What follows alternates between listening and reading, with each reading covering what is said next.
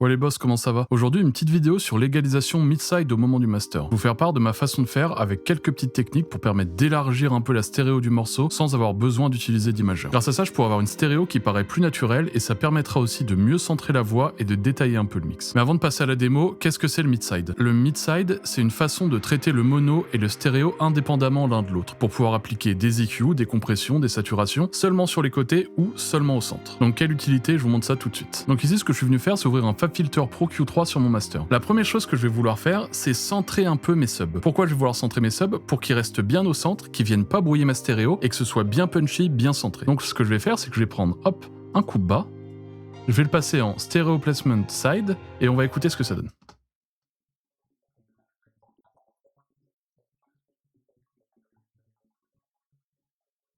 Donc là, ce qu'on entend en fait, c'est tout ce qui passera mono, d'accord? Si on monte comme ça, on se rendra compte que tout passe mono.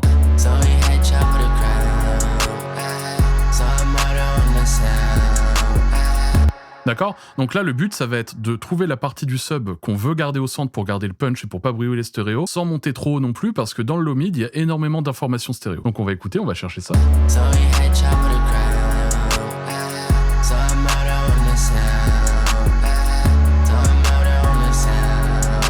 En fait, faire ça au moment du master permet que ma 808 soit bien centrée dans les subs, quitte à l'élargir un petit peu dans le reste du spectre, mais que les subs viennent pas brouiller mon stéréo. Donc ici, on a trouvé quelque chose autour de voilà 67 Hz. On peut monter plus haut, on peut descendre plus bas, ça dépend, c'est vraiment au cas par cas. Ici, je trouvais que c'était intéressant. Après, la deuxième chose que j'aime bien venir faire, c'est élargir un peu mon low mid. Comme j'expliquais tout à l'heure, il y a beaucoup d'informations stéréo dans le low mid et il y a pas mal de chaleur et c'est intéressant quand même pour ouvrir la stéréo, d'ouvrir cette partie-là. Donc ce que j'ai fait, c'est que j'ai repris un point en side et on va écouter.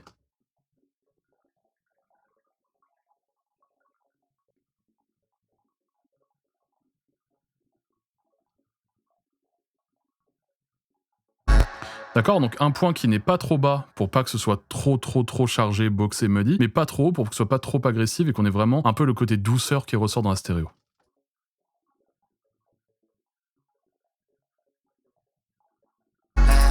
Ok, donc là, ça me semble pas mal. Ça veut dire qu'en fait, j'ai trouvé un point où ça reste assez doux sans être agressif, mais où ça va être intéressant d'élargir. Donc ce que je vais faire, c'est que je vais vous montrer si j'ai des réglages extrêmes et avec des réglages un peu moins forts. Il faut se concentrer vraiment sur les côtés, plus dans le centre, mais vraiment sur le side pour entendre la différence quand je monte ce point-là.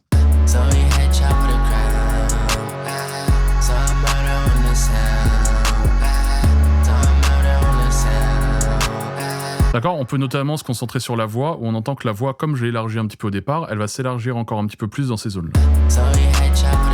Le but, c'est quand même de pas avoir des réglages trop violents pour que ça reste naturel et qu'on vienne juste ouvrir et détailler un petit peu. Il n'y a pas besoin de... On va pas changer le timbre de notre morceau, on va juste l'ouvrir un petit peu. Donc ici, voilà, on a trouvé à peu près 1,35. Je vous déconseille de trop dépasser 2, etc. Ça risque d'être un peu beaucoup. Ensuite, ce que j'aime bien faire aussi sur mon master, c'est passer, tac, en mode mid. Et en fait, le mid, je vais chercher la fréquence où ma voix me paraît la plus pleine, d'accord? Donc c'est souvent aux alentours de 1000, 2000 Hz, 3000, il y a pas mal de fréquences, c'est dans le médium.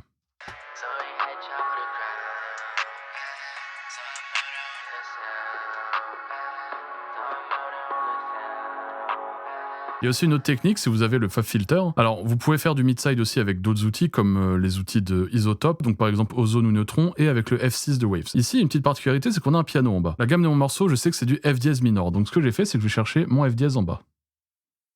Tac, ici on voit bien que j'ai le F dièse 6, donc je m'arrête à peu près à 1480. On écoute quand même voir ce que ça donne.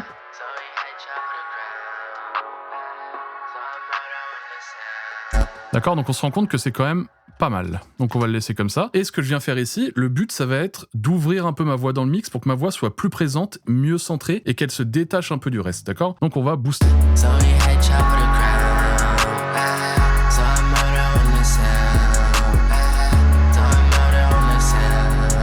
D'accord, donc là j'ai fait des réglages extrêmes, je vais les baisser, mais on va bien se rendre compte sur la voix ce que ça donne. On écoute d'abord ça.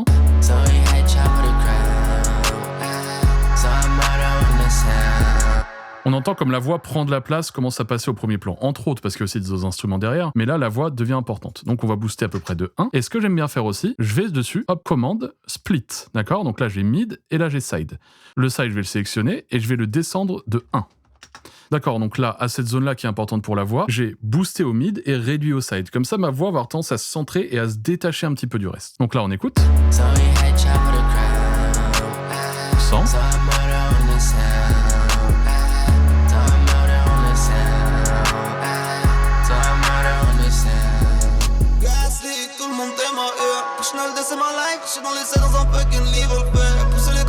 Et après, il faut trouver la... On peut, vous voyez, bouger les dents en même temps et trouver la fréquence optimale.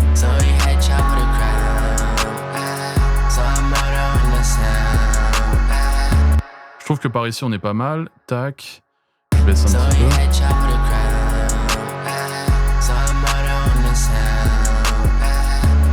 Même si parfois ce qu'on fait ça paraît un peu imperceptible, on perçoit quand même. Si on le perçoit un petit peu, c'est sûr que ça a quand même une importance. Et en fait, avec l'ajout de plusieurs traitements mid-side, on va avoir quelque chose qui a de l'ampleur à la fin. Ensuite, un truc que j'aime bien faire, alors bien sûr, on n'est pas obligé de tout faire à chaque fois. Là, je vous montre des trucs que j'aime bien faire, je mets pas toujours tout, hein. Bien sûr, ça dépend toujours du morceau. Ça dépend systématiquement du morceau. Donc là, hop, je vais le passer en mode mid.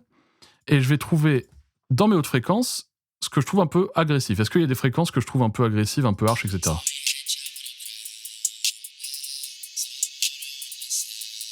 D'accord, donc là on entend quand même que ça siffle, que c'est agressif. C'est normal, c'est l'autre fréquence aussi. Mais du coup, ce que je vais faire, c'est que je vais le mettre en dynamique, tac, à -2.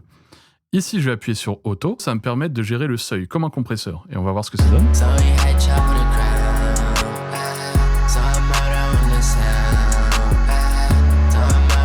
D'accord, donc là on va écouter ce qu'on peut entendre. Concentrez-vous sur le clap, l'agressivité du clap.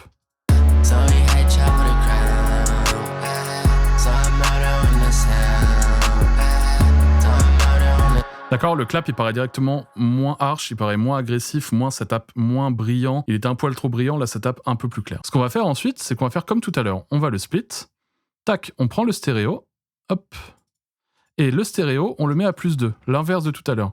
Comme ça, en fait, je vais élargir un peu ma stéréo et enlever un peu d'agressivité au centre. Ce qu'on veut, c'est pas non plus avoir trop d'agressivité dans le stéréo, donc on va régler pareil en dynamique.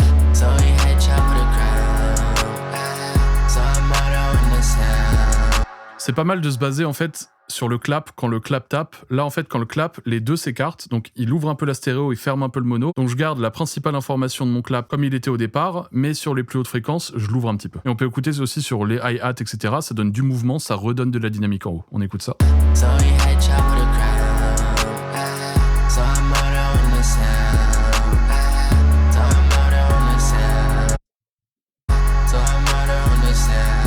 Voilà, alors ça, en général, c'est ce que je fais juste après mon traitement. En général, j'essaie de trouver des fréquences qui me plaisent pas, je les descends, et ensuite, j'applique comme ça pour un peu ouvrir ma stéréo. Donc ça, c'est un peu un point de départ que j'ai, mais évidemment, je le change à chaque fois, sur chaque master, chaque mix, ça change toujours. Systématiquement, les points changent. Mais en général, c'est un peu cet ordre de grandeur que j'ai. Je fais gaffe au mid dans la stéréo, j'ouvre un petit peu dans les low mid, sauf quand c'est déjà assez large. Des fois, il faut baisser, des fois, il faut ouvrir le mono plus. Ça dépend vraiment des cas. Mais au moins, c'est un petit point de départ que vous pouvez utiliser. Donc on va écouter avec puissant. Concentrez-vous un peu sur le placement de la voix et un peu sur le côté détaillé du mix et un peu sa dynamique. Donc 100.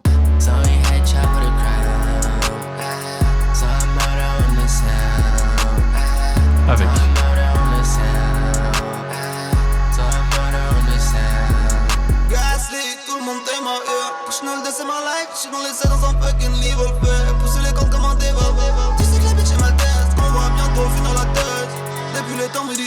On fait ça les yeux fermés comme dans Devil. On est là pour les feux comme ma manière. Toujours plus de galons sur ma bannière. Everyday I roll là comme ça sans trop d'honneur, pas de mercy. Fais la gamme, ça trip du fake shit. Faut dry, no water, c'est le mec. C'est no cap, on impose de l'excès. Trop de cash et ma shorty sexy.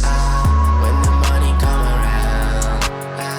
Alors évidemment, il y a plein de gens pour qui ça va paraître imperceptible. Moi, je trouve que la voix est vraiment plus centrée, le mix globalement plus détaillé. Comme j'expliquais tout à l'heure, le home paraît plus large et avec plus de dynamique, et globalement, l'ensemble me semble beaucoup plus cohérent. Ce qu'il faut, voilà, surtout l'intérêt de cette vidéo, c'est que vous compreniez le mid-side, comment on peut l'utiliser et à quoi ça sert. Souvent, c'est quand même pour ouvrir la stéréo, pour chercher quelques points qui nous gênent dans la stéréo ou dans le mono, pour les corriger seulement à ces endroits-là, sans affecter l'autre partie. Donc là, voilà, ça concernait surtout le mastering, ou les bus master, les bus instruments, etc. Je vais essayer de temps en temps de vous mettre des petits tips comme ça pour le mastering, mais je pense pas en faire une grosse vidéo complète parce que ce sera un sujet beaucoup trop lourd. C'est vraiment quelque chose de particulier, ça demande vraiment des connaissances. Et je pense que je préfère, voilà, vous donner une technique, après vous assembler comme vous voulez. Et je pense que vous aurez des résultats bien mieux que si je vous montre une chaîne que j'utilise. Donc voilà, si la vidéo t'a plu et que tu veux me soutenir, tu peux t'abonner à la chaîne, mettre un petit pouce bleu, activer la cloche, me suivre sur Insta, tout ce que tu veux. Et en attendant la prochaine vidéo, je te dis bye.